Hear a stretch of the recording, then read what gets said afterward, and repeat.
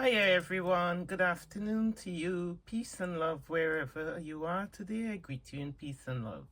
I just want to share this video with the young ladies, especially the firstborn in the family, the firstborn young ladies. I'm going to share this video with y'all. It's very informative, and for me, it's nothing but the truth. So let us listen to this video today. I hope everybody is doing fine wherever you are today. I hope you're doing fine. Let's go, people. The office of firstborn daughters. Firstborn daughters. A lot of you have asked me to go deep on firstborn daughters. A firstborn daughter, a firstborn female, is not for everyone. That's a bloodline ambassador. A firstborn daughter. Firstborn daughters carry material. They carry calling. They carry the echoes of the ancestral within them. They are custodians of the father's heart. They are never meant to leave the crawl. Even if they marry, they never leave the crawl. A firstborn daughter is worth 10 men as one. And many men don't know how to carry a firstborn female because she's too heavy. Because when you marry a firstborn female, you've married a whole bloodline on her shoulders. And that is why most firstborn female are too heavy for men. Because they are called, they are cut from a different material. Their assignment is to make sure the father's house never goes down. Firstborn females need to be very specific when they date. They cannot date a lastborn. They cannot date a secondborn. Usually a firstborn female should date a firstborn female. They have acute leadership gestation. They have acute leadership focus, consistency and persistency. They are stubborn, they are resilient, they are persistent because within their soul are the fabrics of holding family structures, family units. A firstborn female is literally worth the weight of 10 men. You've got to catch that. That is why, sir, she's too heavy for you. Because if you cannot carry a firstborn, she's not for you. Because a firstborn is literally the whole foundation of the bloodline. It's on her. The father's legacy and the ancestral legacy is built on her. Just like a firstborn son is the same with a firstborn female. The fact that she has a womb, she has twice the weight or 10 times the weight of a man. And many people don't understand, or understand the intricacies of the calling of firstborn daughters. Firstborn daughters are the first one in the firing line of being the wall of defense to the bloodline and to the family. They are a wall of defense. They are defensive. They are prone to act.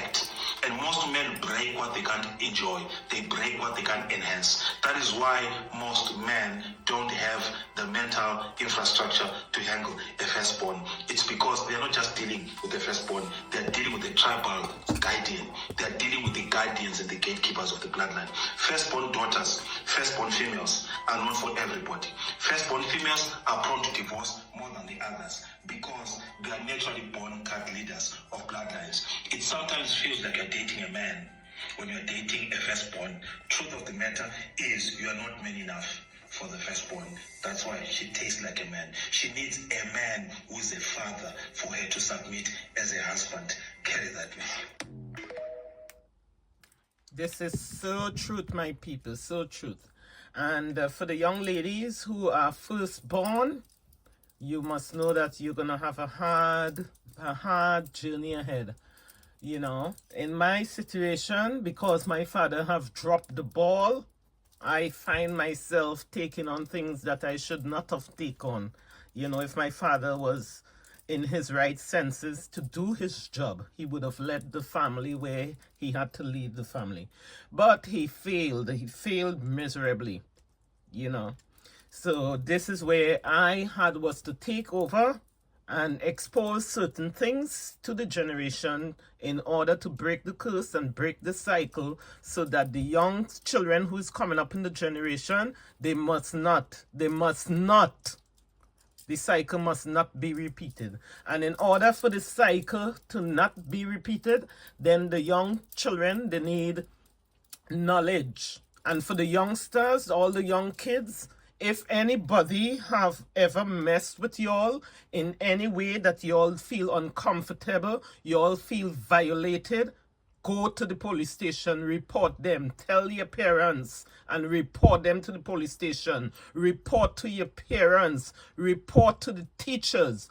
Now, some family members, like in my family member, they love to cover for the pedophile and the witches and the pedophile. They love to cover for the pedophiles, and they love to tell the victims that they have no evidence.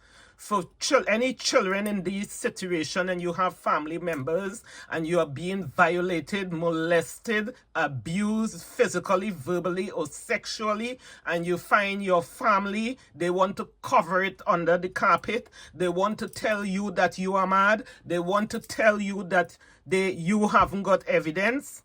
You stay away from people like that. People from like that is the people who encourage the filth.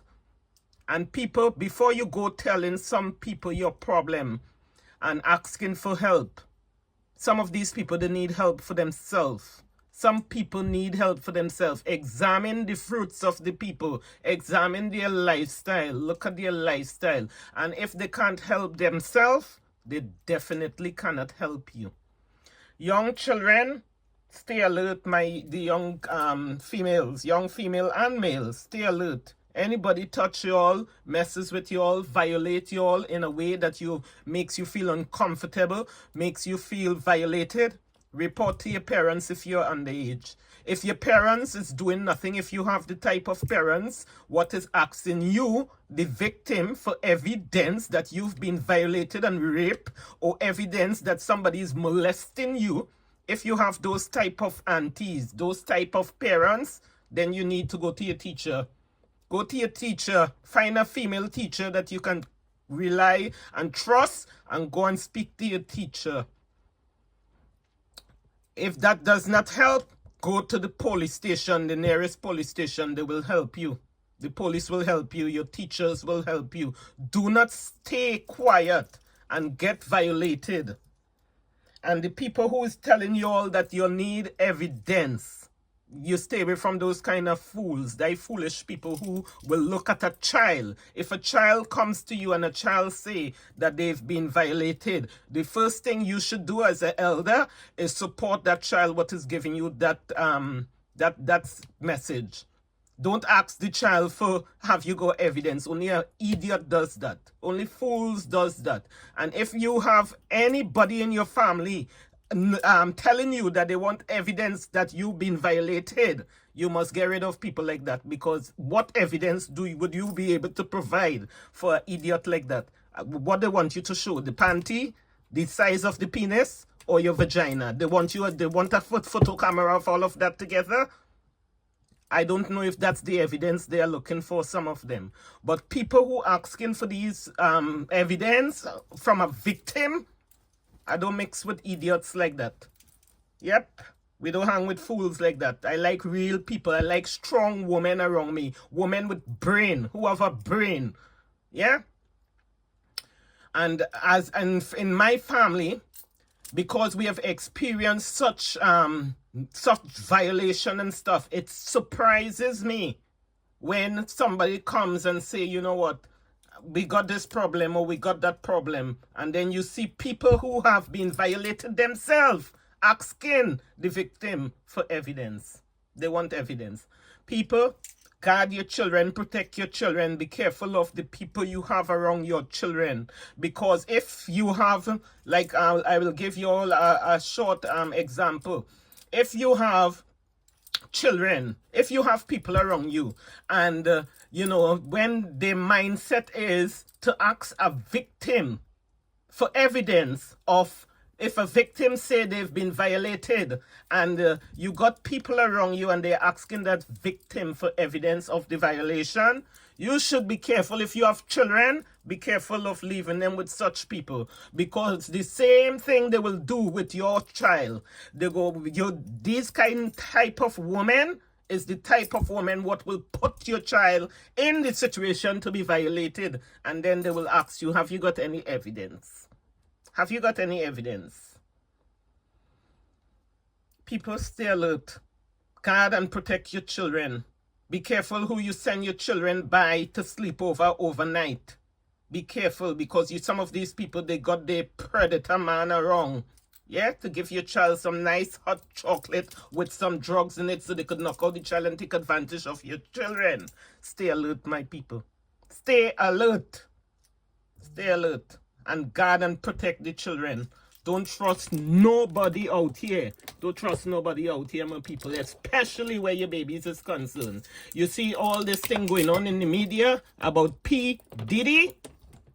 We got plenty PDD in our damn houses. Many of us got PDDs in our house with baby oil, but they don't like to talk about that.